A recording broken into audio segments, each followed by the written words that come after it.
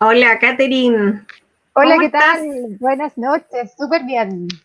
¿Sí? Feliz, Qué bueno, empezando la qué bueno. primavera, ya mejor clima.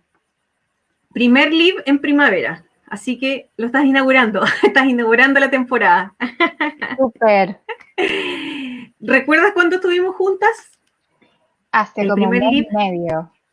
sí, por ahí, 6 de agosto. Así que qué bueno que hoy día estés acá, que hayas aceptado la iniciativa tuya de plantear estos temas por una ciudad más amigable, más inclusiva, más Ujú, saludable.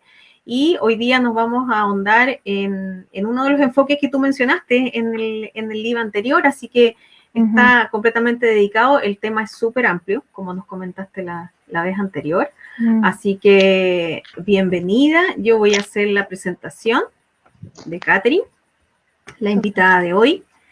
Mm, Ella es Catherine Ricardi. Es arquitecta de la Universidad de Chile, máster en proyecto de arquitectura y ciudad de la Universidad de Alcalá, España. Es gestora de la agencia consultora de arquitecta Habitar Conecta y directora de la ONG Cohabitar. Estudiosa de los temas de género, que ha llevado su aplicación a la investigación académica y al diseño urbano. Por ahí, por ahí está bien. Muchas gracias por la presentación, muy completa. Gracias a ti. Bueno, y como introducción al tema que vas a abordar hoy día, que vamos a conversar, me gustaría comentar y leer más bien leer un capítulo, un pedacito, un parrafito de un libro que tú me prestaste. Y el libro se llama ¿Quién cuida en la ciudad? Que es una muy buena pregunta. Y en el capítulo, en su primer capítulo, llamado ¿Cómo vivimos en la ciudad?, se menciona que las desigualdades presentes en las ciudades latinoamericanas forman un entramado complejo. Se entrecruzan exclusiones materiales con discriminaciones subjetivas y simbólicas. Por tanto, avanzar en un nuevo paradigma centrado en la igualdad implica concebir a la ciudad como un territorio donde se garantizan y ejercen los derechos humanos de manera integral. Se trata de responder a la complejidad de la vida urbana actual y abordar las diversas dinámicas de discriminación y exclusión presentes, para adoptar medidas de política pública que contribuyan al objetivo compartido de contar con ciudades sostenibles e inclusivas, donde la igualdad se concrete en la vida cotidiana de sus habitantes. Para ello, es fundamental promover acciones para habitar la ciudad en condiciones de igualdad, destacando la importancia de una convivencia que brinde a todas las personas la oportunidad de acceder a lo común, siempre respetando y protegiendo las diferencias. En este sentido, la ciudad no solo no es un espacio neutro, sino que es un hecho político. Por ello, a través de nuevas acciones y apropiaciones, el espacio puede ser un agente de transformación de la realidad. ¡Wow!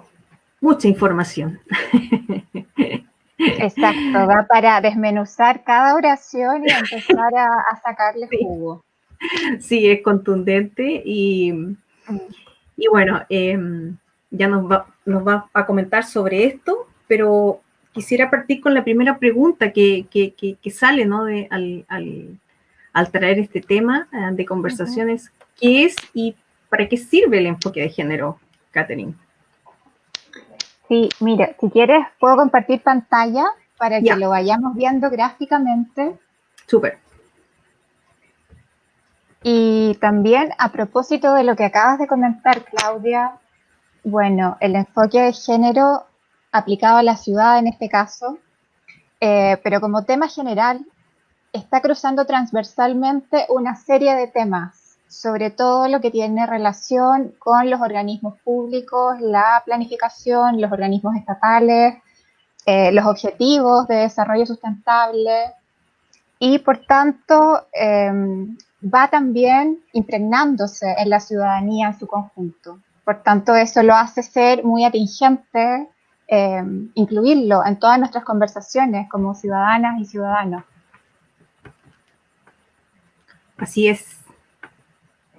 ¿Y en qué consiste el enfoque de género?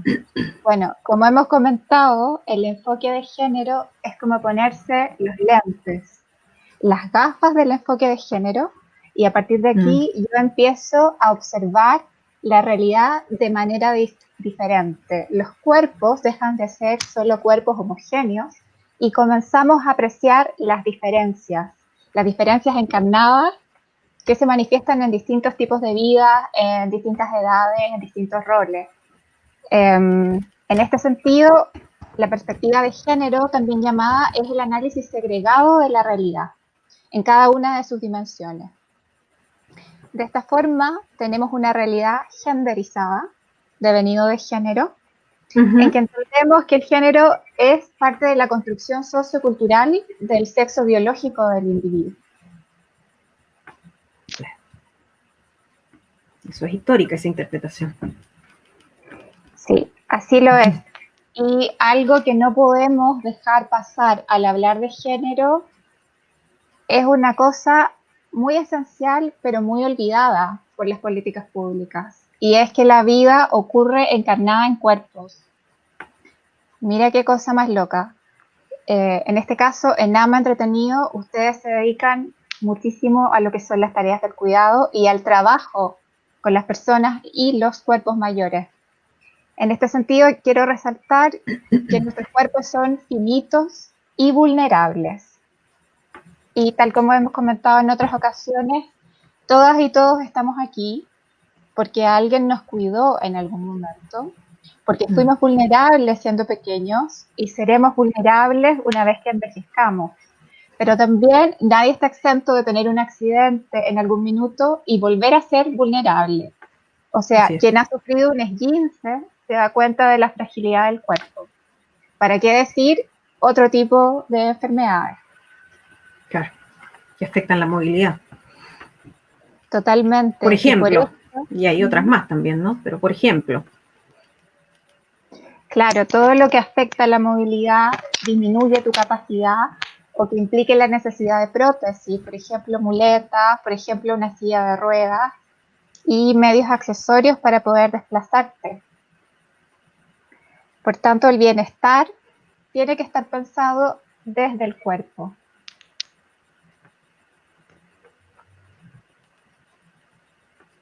De aquí, ¿qué son los roles de género? Hay una distinción básica, la más básica y que seguramente todas y todos vamos a reconocer que la hemos observado y quizás no la hemos nombrado, pero se reconoce muy fácilmente. Y es que el género masculino se identifica con un rol público productivo y el rol femenino está asociado a lo privado reproductivo. De aquí que comentábamos, por ejemplo, frases que están en el lenguaje como lo que implica ser un hombre público. Es un hombre de mucho estatus, ¿no? Pero una mujer pública es una mujer de no muy buena vida. Entonces, ¿qué es lo que se entiende como una mujer de buena vida, según este lenguaje? Una mujer de su casa. Pero un hombre no puede ser de su casa. Entonces, de estas distinciones del lenguaje, nos queda claro que hay ciertos espacios, ciertos territorios que están diseñados, pensados para los hombres y las mujeres. Por eso, aplicar la perspectiva de género permite visibilizar y dejar de hacer naturales estas desigualdades que son enraizadas culturalmente. De aquí también podemos apreciar que para poder ser valorada la mujer, para poder constituirse como un sujeto de derecho y un sujeto político, tuvo que salir al espacio público y hacerse parte, hacerse visible dentro del espacio del trabajo productivo y no solo reproductivo para poder visibilizarse. mm, Eh, de aquí también se entiende que el trabajo productivo no está pensado para las tareas del cuidado de las que hablaremos más adelante.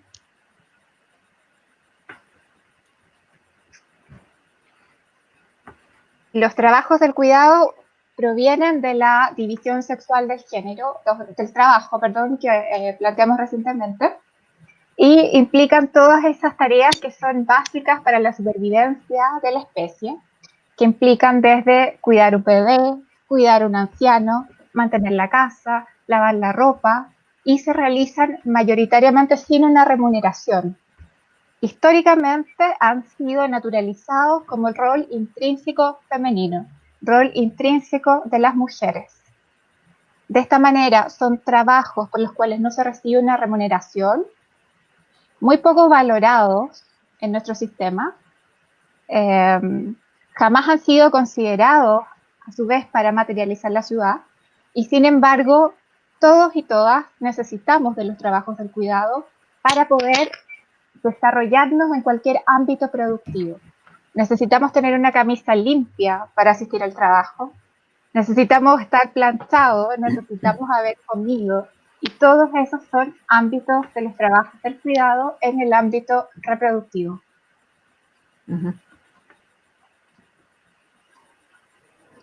Ahora, esta es una frase que yo encuentro muy decidora de la organización Murjive española. El género estructura relaciones asimétricas de poder entre los hombres y las mujeres al propiciar una distribución desigual de conocimientos, propiedad, de ingresos, responsabilidades y derechos entre unas y otras. Y esto es radical porque de la división de clases sociales y la primera asimetría que todos conocemos, que tiene que ver con las clases sociales y las desigualdades económicas, han en el fondo ocultado la desigualdad de género, que es una desigualdad primaria que antecede incluso la desigualdad de clase. Cuando quieras me puedes interrumpir, Claudia. Cualquier reflexión que te venga, me comentas. Ya, ok. Bueno, la gente que nos está viendo también puede hacer sus reflexiones. También. Pero estoy atenta, así que... Por supuesto. Ahora, ¿cuáles son las implicancias de la inequidad de género? Las mujeres realizan la mayor parte del trabajo doméstico no remunerado y de cuidado. Aquí, por ejemplo, quiero comentar que hasta hace no muchos años, las mujeres, nuestras madres, nuestras abuelas, no contaban, por ejemplo, con una pensión, porque ellas jamás habían cotizado en el sistema formal, porque supuestamente nunca habían trabajado. O sea, imagínate lo que es eso. Sustentaban las labores de cuidado de toda una familia para que otros y otras pudiesen salir al espacio público, al espacio productivo, y ellas no recibían una pensión porque eran dueñas de casa. Otro aspecto, tienen menor representación en puestos de toma de decisiones. Sin duda, todavía hay una gran brecha entre los espacios de toma de decisiones y de poder y jerarquía. Absolutamente, sí. Además, son víctimas de violencia por razones de género, solo por el hecho de ser mujeres.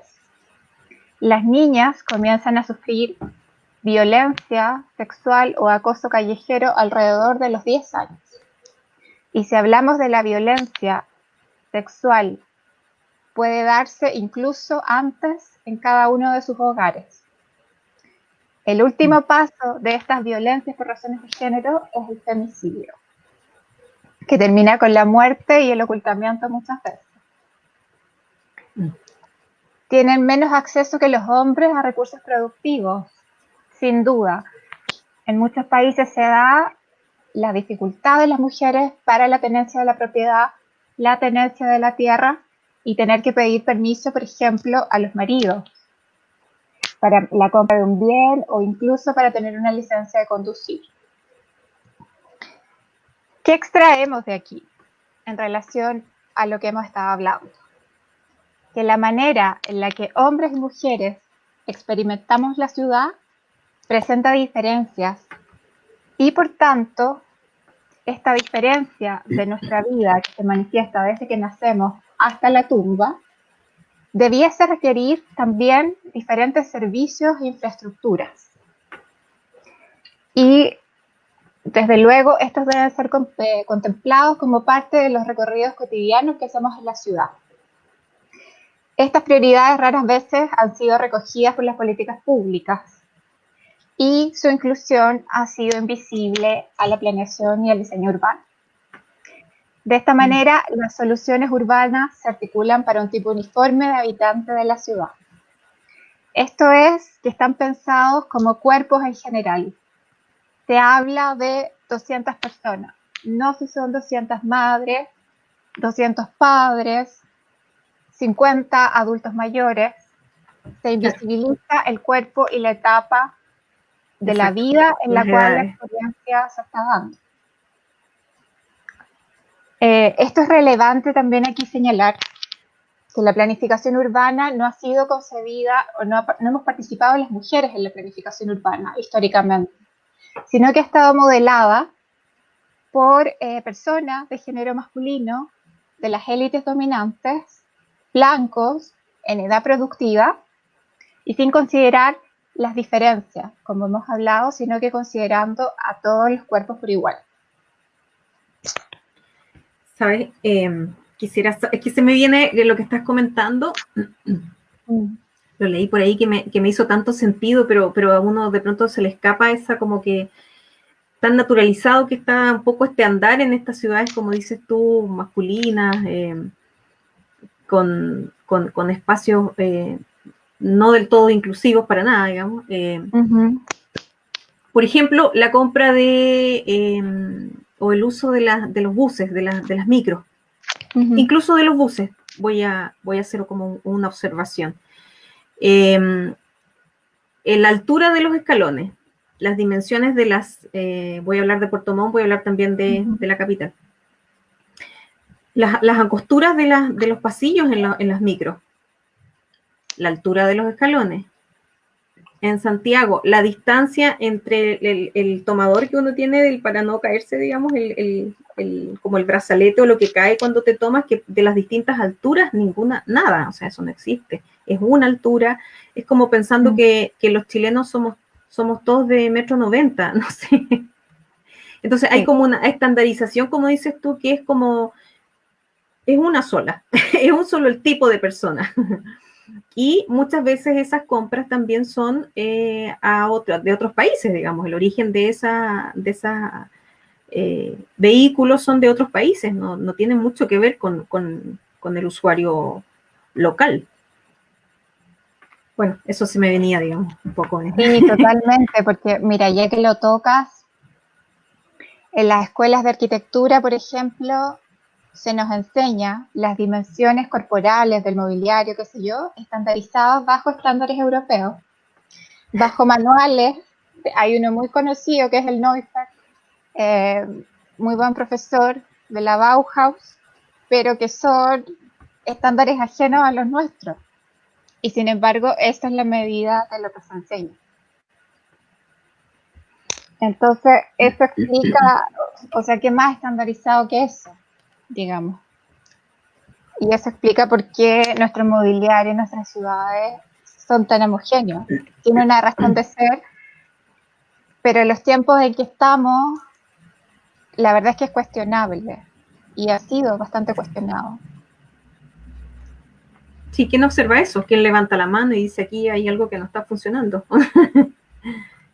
Espero que estemos en los tiempos. Hay un avance civilizatorio de cualquier manera.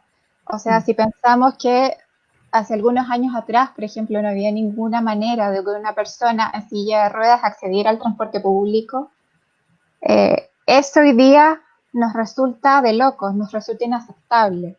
Si bien en la ciudad de Puerto Montt no se cumple, digamos que por lo menos en nuestra capital hay transporte público donde puedes subir una silla de ruedas. Y está contemplado un espacio para aquello. El modo de llamar, por ejemplo, hace algunos años era normal llamar a una persona inválido. Eso es súper violento, incluso desde el lenguaje. Así es. Bueno, sigo por ahí. Eso. Aquí alguien comenta en el chat, para personas con, Claudia, para personas con movilidad reducida, los espacios públicos con acceso son reducidos, deficientes también, claro. Aquí en Puerto Montt no hay locomoción, micros, los colectivos ya sabemos que son para personas completamente independientes físicamente, entonces, bueno, por ahí en Santiago se acercan un poco más. El tema de los juegos, por ejemplo, también es una cuestión súper violenta de nuestra sociedad, que no haya juegos inclusivos en los espacios públicos. En los parques. Ahora se comienzan a plantear como una exigencia desde que existe una nueva normativa de accesibilidad. Claro. Pero antes, los niños y las niñas en silla de ruedas no tenían opciones para jugar.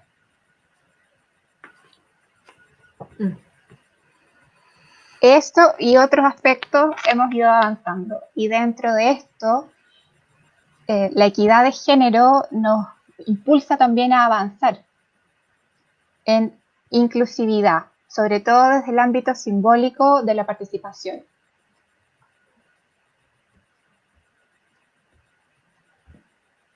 Ya, ahí puse un poquito más grande la... Sí, ahora sigo. Entonces, ¿qué es la equidad de género? Aquí esta cita forma parte de una entrevista que realicé para una investigación hace tiempo atrás con Jean-Marie Verdugo de la Red de Mujeres y Ciudades Internacional, quien explica en sus palabras qué es la equidad de género. Y ella señala, más que un trabajo con mujeres, es el trabajo de visibilizar las brechas, las inequidades y las barreras que se dan entre hombres y mujeres de distintas edades. En la planeación, el diseño, programa arquitectónico, uso y mantención de proyectos urbanos que vayan en pos de construir ciudades más integradas y respetuosas para todas y todos. ¿Qué ha pasado con la pandemia? La pandemia ha sido una reveladora de múltiples situaciones. En este sentido, y en algunos casos podemos decir, bendita pandemia, ha traído pros y contras. En este caso, ha puesto en evidencia para muchos actores que nunca se habían manifestado la doble carga de trabajo para las mujeres.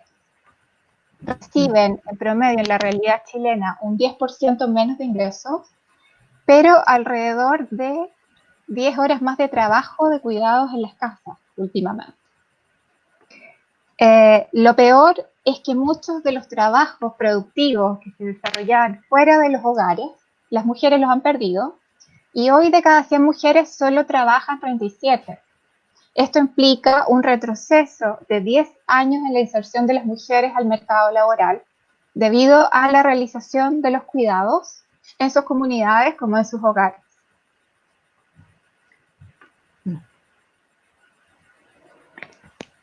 En este caso, como les comentaba, algunas cifras que son bien alarmantes. Habíamos logrado insertarnos en un 52% en el espacio productivo del mercado de trabajo y hemos retrocedido una década. 9 de cada 10 mujeres que perdieron el empleo no están buscando trabajo. No están buscando trabajo, uno, porque las expectativas laborales no son las óptimas para buscarlo, pero también porque ellas deben hacerse cargo de los niños que no están en el colegio, de las niñas que no están asistiendo a los jardines, a las guarderías, y deben tomar esta doble jornada en que en promedio las mujeres dedican 17,8 horas semanales a cocinar, lavar la ropa y hacer aseo, mientras que los hombres destinan 8,2. Antes de la crisis sanitaria, las cifras eran un poco menores, pero la brecha sigue siendo muy parecida. Muy parecida. La brecha de ingresos de género en Chile, en todos los quintiles, supera los 10 puntos porcentuales, en todos los estratos económicos. A nivel mundial, esta brecha de género por igual trabajo es de un 23%. En el quintil más pobre, el 36% de los hombres tiene empleo versus el 21% de las mujeres.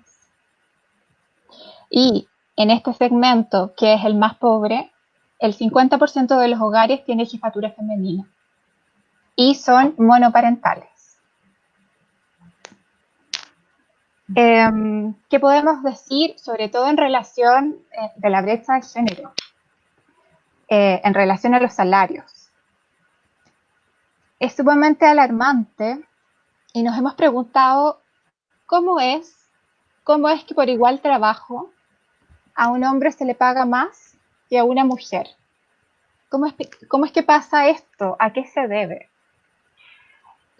La reflexión que podemos hacer es que simplemente si tú tienes dos seres humanos y a uno le pagas menos por hacer el mismo trabajo, es que para el sistema ese ser humano simplemente vale menos. No hay muchas más vueltas que darle. No, muy simple.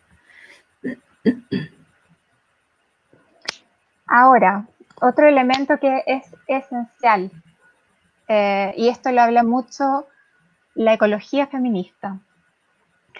¿Cuáles son las bases materiales que sostienen la vida? Y esto no debemos olvidarlo porque, al igual como señalamos que la vida ocurre encarnada en cuerpos, hay dos elementos que permiten que la vida persista y perdure en este planeta.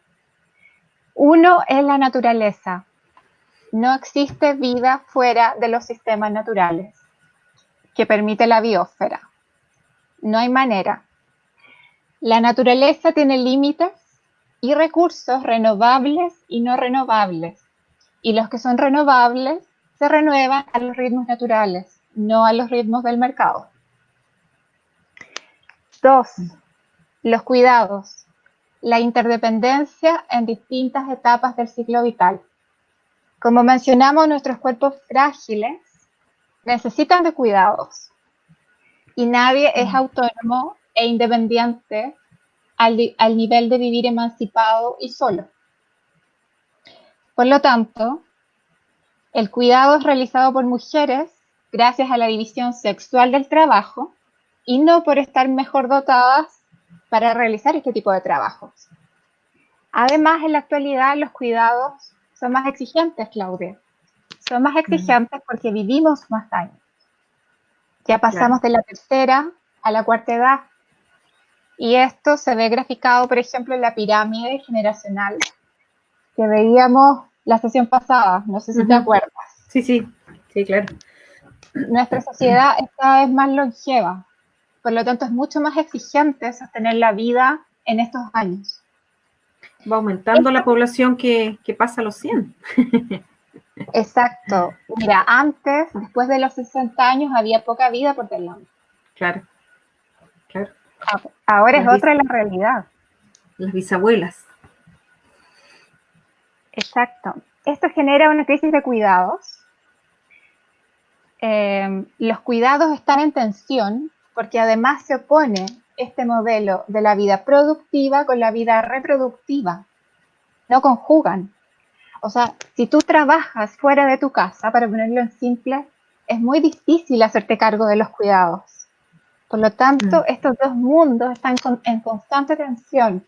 Y como mencioné antes, el espacio laboral productivo en el espacio público no está pensado desde las labores del cuidado. O sea, prácticamente tú tienes que autorregenerarte solo como un champiñón cada mañana y presentarte en la oficina, sin pensar que hay una serie de trabajos de cuidado que están detrás para que eso ocurra. Claro. Ahora, esta crisis de cuidados que se ha planteado se ha salvado mediante dos mecanismos. Y uno lo atisbabas tú con el tema de las bisabuelas y las abuelas, y es la transferencia generacional de cuidado. Esto es que ahora las abuelas cuidan más años, porque tuvieron que cuidar no solo a sus hijos e hijas, sino también a los nietos y bisnietos. Estos cuidados también se han transferido por clase social. Esto es que mujeres que pueden pagar hacen uso de estos recursos para pagar a mujeres de menos recursos que se dediquen a las labores del cuidado, que son las menos valoradas en la sociedad. Esta es una transferencia de clase, pero también de nacionalidad. Pasa que países más ricos también contratan como labores de cuidado o servicio a inmigrantes de otros países. Como decíamos, estos ámbitos permiten cualquier modelo de producción conocido. Por tanto, todos los modelos de producción y los sistemas económicos usufructan de gran cantidad de trabajo de cuidado realizado por mujeres mayoritariamente de manera gratuita para su producción. ¿Qué implica poner los cuidados en el centro? Implica que los trabajos de cuidado primeramente son responsabilidad de la sociedad y no de las mujeres, y permiten la reproducción social. Si no hay trabajos del cuidado, no hay una nueva generación por delante que continúe viviendo en la sociedad, digamos. Y eso nos pone en la paradoja de tener que poner a las personas en el centro y desarrollar infraestructuras de cuidado que estén en una red para la trayectoria humana. Y sobre eso vamos a profundizar ahora. Es que es muy loco. Algo, sí, es muy loco, Catherine, porque en el fondo, o sea, es como urgente y necesario que se considere lo que siempre se debió haber considerado, colocar al individuo, a las personas, ciertas individualidades, digamos, ¿no? Al centro, y no la infraestructura, no las autopistas, que también por ahí lo comentamos en el live anterior. Entonces es como una locura, como desde dónde se planifica, y lo comentábamos también la vez pasada, ¿no? Tiene que ver con esto de ¿saco tu presentación? ¿Sí? Déjale. Como ¿O quieras, continúas? la volvemos a poner. No, ya. Es que me parece súper atingente el comentario. Es como planificar, pero es como hacerlo a ojos cerrados también, ¿no? Considerando cuál es la base. Es que haya más movimiento en la ciudad, es que haya más espacios de cemento, o qué. ¿Cuál es esa consideración? Estamos volviendo como a un humanismo 2.0, quiero creer.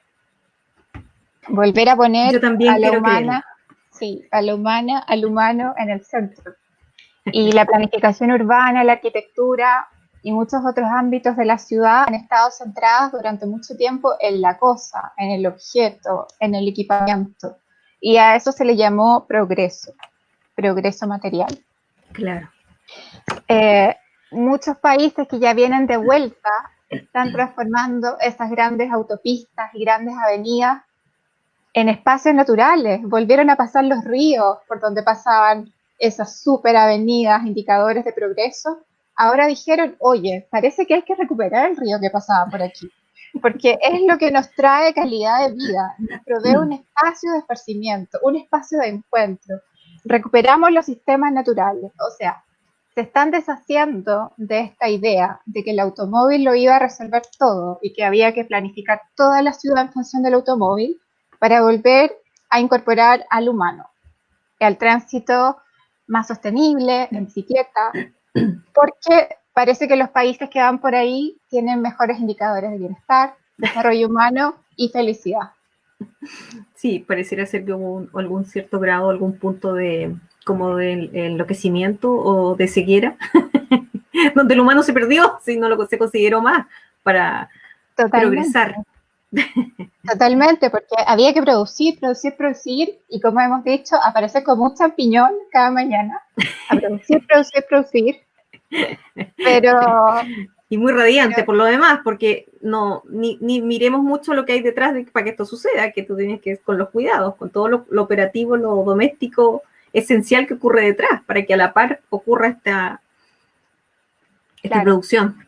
Y que más encima no se consideró nunca trabajo. O sea, ahora recién estamos reivindicando los trabajos del cuidado. Sí, parece una locura. Y se le ha puesto precio, o sea, algunas incluso le han puesto precio. ¿Cuánto vale todo el trabajo doméstico que se realiza mes a mes por las mujeres de manera gratuita? ¿Cuánto vale? Si tú le tienes que pagar a alguien, ¿cuánto le pagas para efectuar todos esos trabajos? Entonces son temas no menores que tenemos que empezar a discutir también. En la idea de que por el solo hecho de ser humanos ya merecemos quizás un salario, una pensión,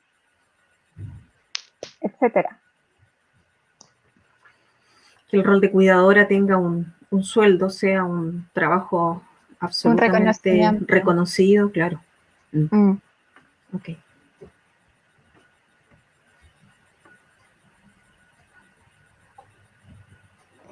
Entonces, ¿qué es una gobernanza urbana sensible al género?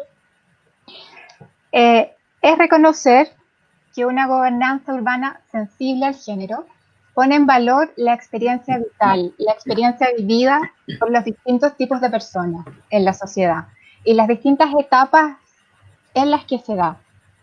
Por ejemplo, al trabajar la participación ciudadana para el diseño de un espacio, ¿qué va a enriquecer mi diseño? Mi diseño se va a ver enriquecido cuando yo le pregunto a múltiples personas y en ese espacio agrego una serie de programas diversos que hagan que este espacio sea vital, que esté nutrido por distintos tipos de personas a distintas horas.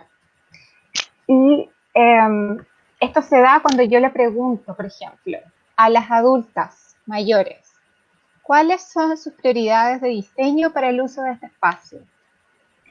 O a los adultos mayores, ¿cuál es el uso que usted le da a determinada calle? ¿Cómo es el cruce que usted realiza en estas esquinas? Cuando le pregunto a las madres, ¿cuáles son sus necesidades de uso en un espacio público? Cuando les pregunto a los jóvenes y a las jóvenes, ¿cuáles son los espacios de interacción que ellos necesitan para la sana sociabilización? ¿Cuentan con esos espacios? ¿Qué características deberían tener? Lo mismo para las personas en edad productiva, dueños de un negocio, oficinistas. ¿De qué manera ellos usan esos espacios? Toda esa información que yo recojo a través de la participación va a nutrir ese diseño. Claro, y cada sector tiene distintas respuestas. Totalmente. Y eso va a sumar una serie de programas a los espacios que los van a hacer vitales. Y hablar de vitalidad urbana es un concepto que debemos empezar a usar mucho, porque es lo que tenemos que exigirle a nuestra ciudad, que nuestra ciudad sea estimulante, sea vital. Y a esto nos vamos a referir. ¿Cuáles son los ámbitos para la aplicación del enfoque de género? El primero y el más amplio, y partiendo de lo general a lo particular, es la planificación territorial. La planificación territorial nos hace mirar el ámbito macro, por ejemplo, desde la región, en este caso, región de los lagos, y preguntarnos cuáles son los medios y sistemas de producción en cada territorio para las políticas territoriales. ¡Qué loco! ¿Cuáles son los medios y los sistemas de producción? Pero primero, ¿qué vamos a producir? ¿Para quién? ¿Con qué? ¿Quiénes lo van a producir? Y esas preguntas la ciudadanía no ha sido integrada, ni en general, ni en particular pensando en el enfoque de género. Tenemos que considerar que hay territorios que están envejecidos. Tenemos que considerar que hay territorios donde mayormente habitan solo mujeres. Y para saber qué vamos a producir, qué y con quién, necesitamos saber cuáles son las vocaciones de esos territorios y cómo se entrelazan entre sí de manera sinérgica, de manera que participen unos con otros, generando potencialidades y complementariedades entre ambos. Por tanto, ese es el primer punto desde el ámbito macro de la planificación territorial. Hay un aspecto también, viendo la ciudad, que es la segregación socioespacial. Quizás en la ciudad de Puerto Montt esto no se da de una manera tan gráfica, por eso socioespacial, ¿sí? Segregación, claro, socioespacial, sí. Ok, ¿qué es? Social, segregación ¿Ya? social, o sea, por clase, y Ok, segregación espacial, o sea, por ya. territorio. Mira, Ya. que esto se ve súper gráfico. Y te muestro aquí. ¿Ves esta autopista Espérame. precisamente? Ya, este es el barrio 31 en la ciudad de Buenos Aires y es una de las expresiones más gráficas de segregación socioespacial. Porque tú puedes ver que las personas que viven aquí, por ejemplo, son de una clase distinta a estas que viven acá. De hecho, estas personas viven en un asentamiento informal, con viviendas autoconstruidas, y estas Ujú, personas forman parte de la ciudad formal. ujú, Tienen condiciones y acceso a bienes y servicios que les provee la ciudad completamente diferentes unos de otros, mm, porque ya la vialidad marca una huella, marca una diferenciación, marca el límite. De hecho, muchas de las personas que wow. habitan la ciudad informal no se atreven a hacer uso de ciertos espacios de la ciudad formal porque consideran que no les corresponden, que ellos no son parte de eso. Entonces, tiene un tremendo estigma de clase la segregación. En nuestra ciudad también hay segregación, no tan dramática como esta, por eso la usé para ejemplificar, pero Ujú, existe. mm, La planificación territorial debe propender a limitar o a, a prevenir la existencia de esta segregación. Debe propender a la integración. Y en esta ciudad informal, digamos que veríamos espacios y territorios como este, con ausencia de servicios, con ausencia de infraestructura, con pocas potencialidades para las niñas y niños que se desarrollan aquí y para los hombres y mujeres que lo habitan. Otro aspecto a considerar es el transporte público y la movilidad en sentido amplio. Ver la planificación territorial en el ámbito macro nos lleva a pensar qué movilidad vamos a privilegiar. ¿Será que es el tren? ¿Será que son los buses? ¿Cómo nos vamos a transportar? ¿Y cómo vamos a comunicar a las personas de esta ciudad? ¿Y cómo los vamos a acercar mediante un transporte público inclusivo y que funcione para todos? Que acerque a la persona que vive en este barrio a las oportunidades que se encuentran en esta otra zona. De aquí que sea necesaria la integración socioespacial. ah, me La encanta. integración socioespacial está dada fundamentalmente en los espacios públicos, Clau. Sí, eso me encanta. Esa foto me encanta. Sí. Y la integración socioespacial la podemos observar en 4 ámbitos. En el ámbito físico, funcional, humano, afectivo y simbólico territorial. En el ámbito físico nos referimos a la proximidad espacial entre grupos sociales diferentes. O sea, que no se ve lo que se daba en el caso anterior, precisamente lo opuesto, que tengamos cercanía y que no estén limitados los que tienen más de los que tienen menos. Puede ser por una autopista, pero puede ser por un muro u otra división, incluso simbólica. Claro. En el ámbito funcional nos referimos a tener todas y todos acceso a servicios y oportunidades de calidad en el territorio y no que las oportunidades estén concentradas en ciertos sectores espaciales y sociales de los que tienen más. La integración socioespacial también tiene que ver con el ámbito humano afectivo. O sea, que podamos conocer y ser amigos quizá de personas que jamás nos hubiésemos encontrado o topado en la vida. Pero los espacios públicos de interacción deben promover este tipo de integraciones, de conocer al diferente y generar oportunidades. En el ámbito simbólico territorial, esto es en términos de la identificación de distintos grupos sociales, en referencia a espacios comunes, y que tiene que ver con cómo nos representamos como sociedad. ¿Nos reconocemos en ciertos lugares? ¿Tenemos ciertos lugares comunes? Como ejemplo, la Plaza Dignidad. Parece que se volvió un espacio simbólico territorial que une a los de Ñuñoa, pero también a los de Santiago, pero también a los de Peñalolén, por dar un ejemplo. Y esto que dota de riqueza a las ciudades, que son los espacios públicos. Qué lindo, Catherine. Como les comentaba, los espacios públicos deben promover la actividad para distintos grupos etarios a distintas horas del día. ¿Y por qué? Por dos cualidades esenciales, que es que los espacios sean vitales, estén vivos y tengan ojos vigilantes. Tal como comentamos un día, el concepto de ojos vigilantes fue acuñado por un urbanista y activista por la ciudad, Jane Jacobs, quien señalaba la necesidad de que los espacios estuviesen llenos de personas, porque generan confianza, los hacen accesibles desde un punto de vista simbólico. Todo lo contrario ocurre cuando tú te encuentras con una calle gris, oscura y un murallón que te acompaña. Y no hay iluminación, por ejemplo. Esos son los espacios que uno no quiere visitar, que uno no quiere pasar.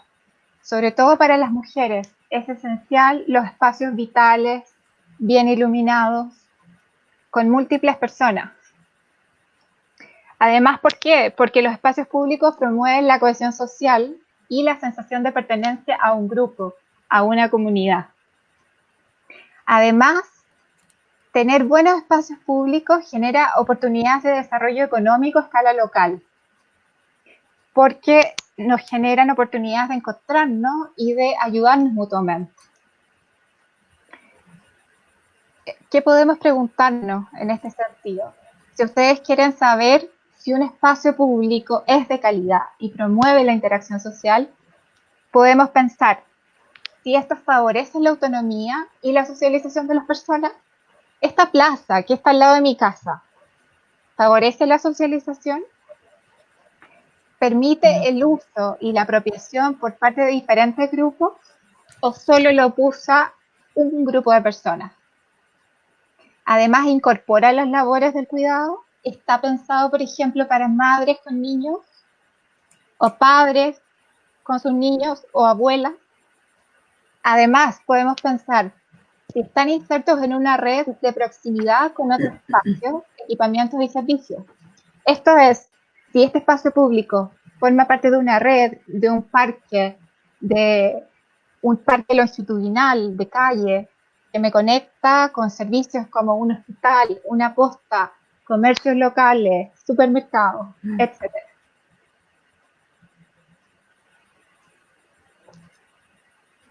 En relación al acceso a equipamientos y servicios, tal como estábamos comentando, el acceso a los equipamientos y servicios debe darse en proximidad.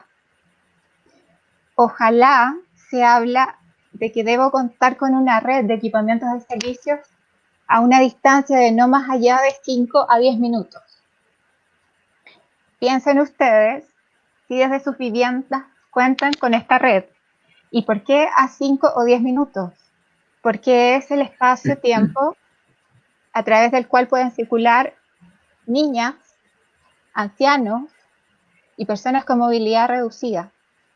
Si vamos a encontrarnos con un equipamiento a media hora de caminata, probablemente no todas las personas puedan acceder a él. Por tanto, los espacios de relación, equipamientos cotidianos, paradas de transporte público y comercios deben estar cerca en distancia y tiempo y conectados, o sea, sin elementos que dificulten la conectividad a pie. Esto es que sean accesibles para todos y todos. Las ciudades de 15 minutos que tú mencionaste en el libro anterior, ¿no? Las ciudades de 15 minutos, pero en ese sentido, claro, hay distintos estándares. Si va una mamá con un niño o una niña, quizá 15 minutos pueda ser mucho para ella. Claro. Pero lo importante es tener el concepto de que estos espacios y estos recorridos puedan ser caminables. Descentralizar, ¿no? Está claro, con subcentros. Totalmente, exactamente. De esta manera, cualquier persona debiese poder desplazarse en recorridos cotidianos. ¿Y cuál es la plusvalía que tiene esto? Es que esta manera de articular las ciudades genera diversidad, mixtura social, física y funcional. De esta manera incluimos las diferentes necesidades que tenemos las personas en función de género, edad, origen y condición social. Aquí, por ejemplo, les presento un proyecto en el que trabajé en otro contexto, dentro del contexto español para la regeneración urbana de un barrio, en el que trabajamos, por ejemplo, distintos tipos de vivienda. Vivienda libre de compra, vivienda social, vivienda para personas mayores, vivienda para jóvenes estudiantes, y que incluye comercio, oficina, equipamientos diversos como centros cívicos, jardín infantil, centro de día, residencia de mayores, escuelas, etc. Y todo en rangos de caminabilidad de no más allá de 7 minutos. Espectacular. La movilidad en el espacio y el tiempo, tal como tú lo mencionaste, Claudia, hace unos minutos atrás, el tema de la movilidad y el transporte, especialmente para las mujeres, es un tema. Ahí están no sé cómo se llama eso, donde uno se toma, el pasamano, pero ahí, por ejemplo, tiene que a mí también me ha pasado, que es la incomodidad, imagínate, con algún problema en los brazos, en el hombro, tomar eso, tomar ese pasamano, la dificultad que implica, y muchas veces queda el brazo completamente extendido, como uno queda como casi colgando, como acróbata. Una queda colgando y un niño o una niña no lo puede hacer. No lo puede hacer. No. Aquí, bueno, ¿quién no ha tenido una mala experiencia en el transporte público? Y en ese sentido hay 3 problemas fundamentales. El primero es la seguridad. Y es que el nivel de inseguridad y el porcentaje de mujeres víctimas de acoso sexual en los sistemas de transporte público son muy elevados. ¿Qué hace esto? En el fondo, nos inhibe de usar el transporte público, que por el contrario debería ser promovido como política pública. Las infraestructuras, la falta de paraderos adecuados, pasos a nivel, baños con cambiadores o baños para personas mayores que son indispensables, no existen. Ascensores y asientos reservados son algunos de los retos en materia de infraestructura, que no son tan difíciles de salvar. Es ponerle un poco de ganas y enfoque de género a todos estos sistemas. Pues, por otro lado, tenemos la baja representación. Los sectores de transporte e infraestructura son predominantemente masculinos. En la región metropolitana, solamente el 15% del total de empleados del sector de transporte son mujeres. Por otro lado, en relación al uso del transporte público, que es mayoritariamente femenino, se dice que los viajes de recreación representan el 9% de los traslados de los hombres y solo el 4% de los traslados de las mujeres. Los viajes relacionados con las compras, la salud o para buscar o dejar a alguien representan un 43% de los viajes realizados por las mujeres, en contraste con el 21% de los viajes masculinos. Lo que de nuevo nos trae hacia las labores del cuidado predominantemente ejercidas por las mujeres. Vivienda y entorno. Aquí quiero rescatar una frase de Carla Quiroga, consultora de asuntos públicos, quien señala que una vivienda bien localizada con redes no solo cambia la calidad de vida de las familias que la habitan, también puede cambiar sustancialmente las oportunidades de las niñas y niños que crecen en ellas. Totalmente. Cuando hablamos del enfoque de derechos y que nos preocupan las niñas y los niños y su crecimiento, en lo primero que debiésemos pensar es en tener viviendas de calidad. Porque la vivienda es un satisfactor múltiple. Hay múltiples necesidades que se satisfacen en las casas de cada uno. Partiendo por la necesidad de afecto y apoyo mutuo. Por este sentido, debiese ser una política pública partiendo por garantizar el uso de suelos bien situados dentro de las ciudades y no en las periferias, generando segregación urbana. Por tanto, la vivienda debe garantizar la equidad territorial y el acceso a bienes y servicios, como habíamos señalado. La habitabilidad y la pertinencia a los modos de vida. Esto es que la vivienda debe adecuarse a los modos de vivir que no son iguales para todo el mundo. No es lo mismo la vivienda para una familia mapuche que para una familia en otro sitio del país o con otros requerimientos. Claro. Y por otro lado, la comunidad. La vivienda debe promover la creación de lazos comunitarios y la convivencia social. Debe tejer redes y acceder a las oportunidades de la ciudad.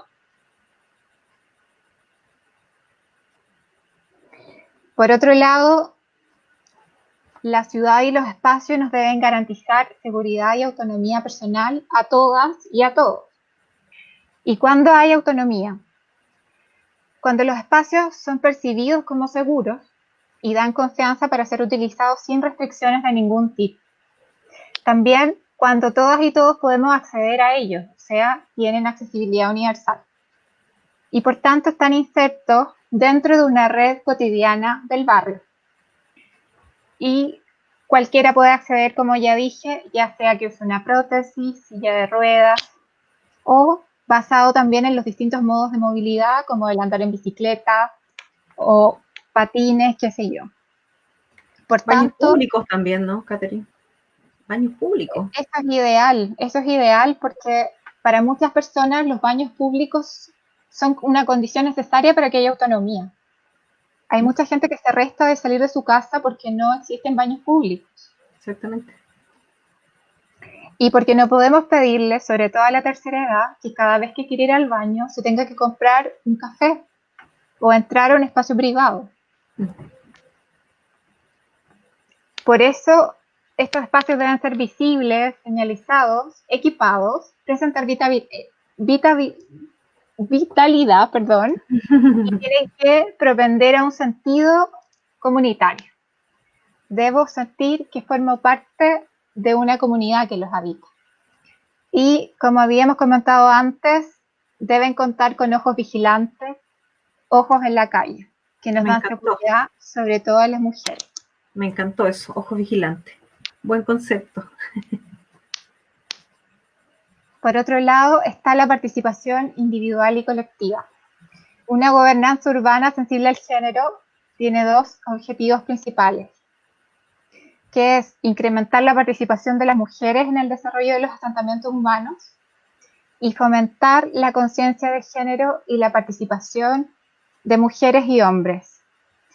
De esta manera, generamos una competencia incentivando la participación, de forma que las mujeres puedan equiparar ciertos niveles en este sentido, en campos que por mucho tiempo han sido únicamente ocupados por el género masculino. De mi experiencia trabajando con participación desde el enfoque de género, te puedo decir que hay un empoderamiento de las mujeres que se dan cuenta de que una serie de acciones que llevaban de forma privada más hacia el ámbito de sus hogares, pueden desarrollarlos en el ámbito colectivo, pueden asociarse y generar nuevas instancias de participación y co-creación. Eso como primer impacto de la participación. Y a su vez, asumir cargos, por ejemplo, directivos. Se descubren muchas lideresas, sobre todo en los barrios quienes lideran las transformaciones comunitarias, quienes lideran los grupos de vivienda colectiva son las mujeres. Son las más preocupadas en sacar adelante a sus familias y a sus comunidades. Por tanto, con unas pocas herramientas es posible rescatar grandes liderazgos que hacen mucho por sus comunidades.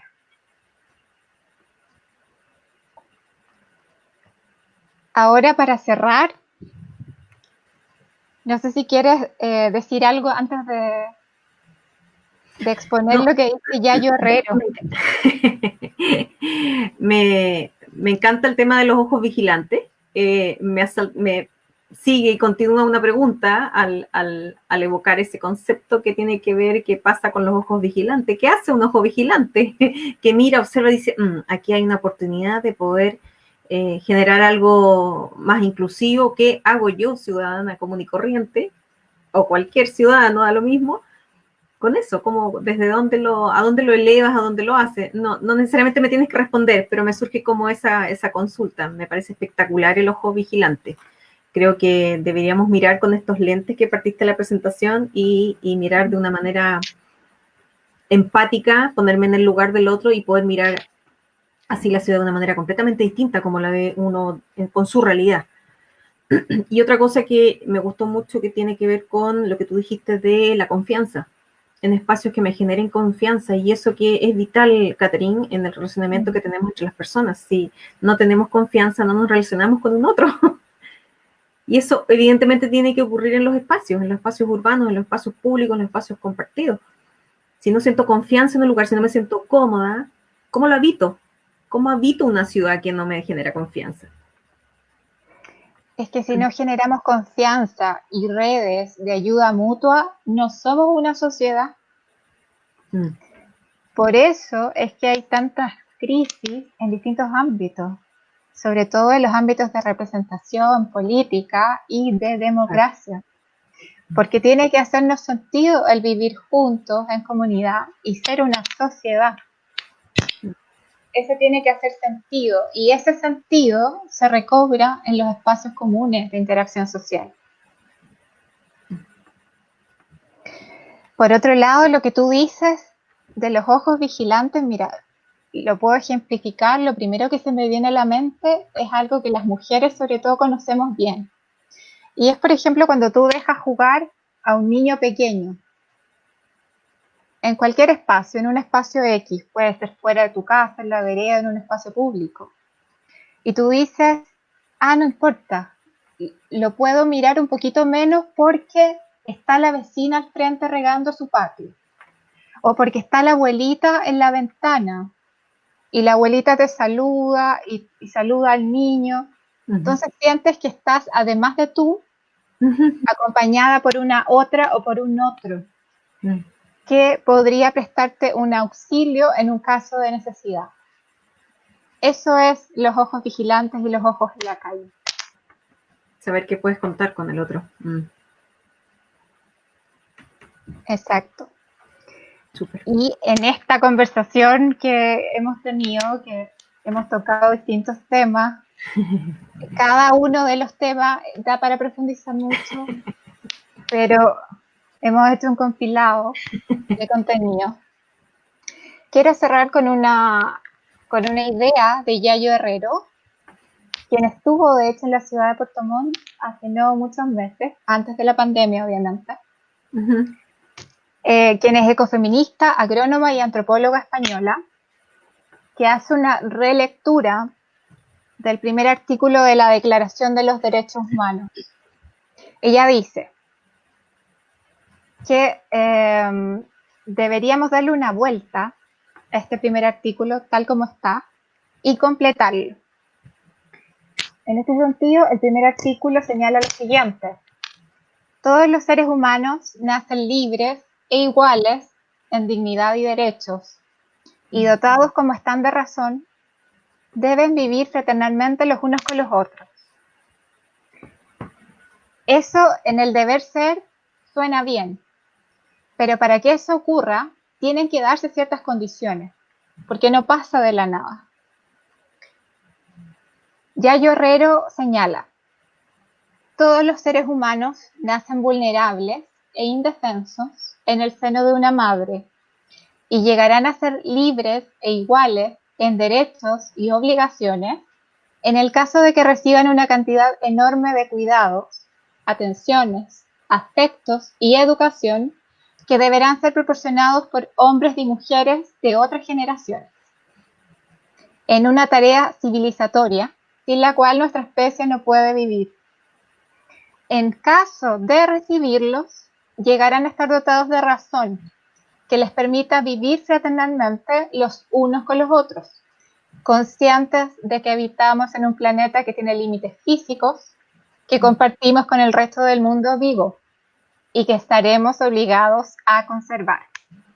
Me parece que es completísimo y atraviesa un montón de disciplinas. Está bien. El resumen perfecto, Catherine. Sí. Ay, qué gran tema, Catherine. Es tan lindo por lo demás. Te escucho suspirar. Es que me deja suspirando el tema. Creo que ha sido un análisis o una presentación súper clarita, aborda muchos temas. Esto, como dices tú, tiene mucha profundidad. Te agradezco profundamente que hayas querido tocar el tema, sobre todo porque atañe directamente a las personas mayores y, y hay mucho que considerar también que tengo expectativas positivas con respecto a que vamos a ser un poco más inteligentes, digamos, ¿no? En el desarrollo de las ciudades. Es un muy buen año para considerar hacer las cosas de otra manera e incluir lo que se estaba excluyendo. Así que... Y poner la vida en el centro, o sea, las ciudades son esenciales porque la mayoría de la gente vive en ciudades, pero tenemos que considerar que las ciudades forman parte de una red y están insertas en una matriz geográfica. Y las ciudades por sí solas no viven solas. En este minuto las ciudades no producen ni una lechuga. Nosotros nos cierran la ciudad, dejamos de interactuar con el resto del mundo y no sobrevivimos. Claro. Entonces hay que considerar que nos debemos al medio natural, que está interconectado. De todas maneras, ¿algo más que agregar? Las palabras al cierre. No por ahora. Vamos a ir cerrando porque estamos en la hora. Sí, estamos en la hora, así que muy agradecida de tu presencia. Ya sabes que estás invitada para todas las veces que quieras abordar temas como estos. Me parece muy interesante. No se habla mucho, no lo veo tanto. Me gustaría verlo mucho más, sobre todo por acá, donde hay mucho por hacer. Así que... un comentario al cierre. Sí, ya, muy bien. Se me acaba de venir a la mente. Cuando hablamos del tema de la planificación territorial, que es lo que mencionamos al final, tenemos que mencionar que por primera vez vamos a elegir gobernadores. Si los planetas se alinean, porque hay unas discusiones políticas que no sé si lo van a permitir en el corto plazo. Pero está contemplado que estos gobiernos regionales definan y aprueben políticas de planificación a escala macro. O sea, por primera vez van a tener que tener una visión macro de la región en la que se van a insertar y tocar temas como estos, como los sistemas de producción, la movilidad, la habitabilidad. Y yo creo que eso sería interesante, que de los ojos vigilantes que vamos a pasar a partir de hoy día, gracias a tu presentación, es ser ciudadanos responsables y también pedir qué son esas planificaciones, qué son esos objetivos o esas propuestas que ellos tienen. Exacto. Para poder diferenciar y hacernos responsables de finalmente quiénes están dirigiendo esto, que esperamos que sean más mujeres, que se equipare la cantidad. No significa eliminar, digamos, ¿no? Significa integrar, pero de una manera equitativa. Sí. Me quedo con un mensaje aquí también que ha puesto Paula. Debemos volver al origen, la importancia del ser humano y su dignidad y la conexión con nuestra tierra, sin duda.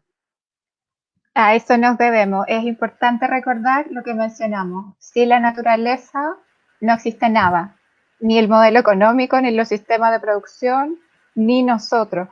Por lo tanto, es una locura tratar de vivir al margen de los sistemas que permiten la vida en la Tierra.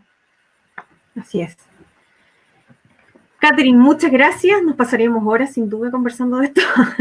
Así que muchísimas gracias por estar aquí en Ama Entretenido. Tus redes sociales, Habitar Conecta en Facebook, ¿sí? Y @habitar_conecta en Instagram. Por ahí pueden ubicar a Catherine. Así que bienvenida. El espacio queda siempre abierto para cuando tú quieras también podemos ver otro tema relacionado. Sí, muchas gracias a las personas que han tenido el interés también de sumarse a esta conversación, sí, que a veces es un poco desconocida y por lo tanto no es tan llamativa. Entonces, gracias a quienes tienen el bichito y la inquietud y si necesitan más información sobre algo, pregunten y conecten ahí por el chat de Habitar Conecta. Muchísimas gracias a quienes estuvieron presentes hoy, a quienes van a estar, que lo van a ver en diferido después. Queda esto en la página, en el fanpage de Ama Entretenido, así que nos vemos la próxima semana también. Tenemos un tema muy importante. Te invito, Catherine, estamos con el ginecólogo Agustín Sequera. Vamos a conversar sobre cáncer de mama. Así que invitada también quedas, Catherine. Un abrazo para ti, un beso grande a la distancia, ya nos veremos y muchísimas gracias a todos quienes estuvieron presentes hoy. Muy buenas noches y feliz inicio de primavera. Muchas gracias, cariños. Cariño.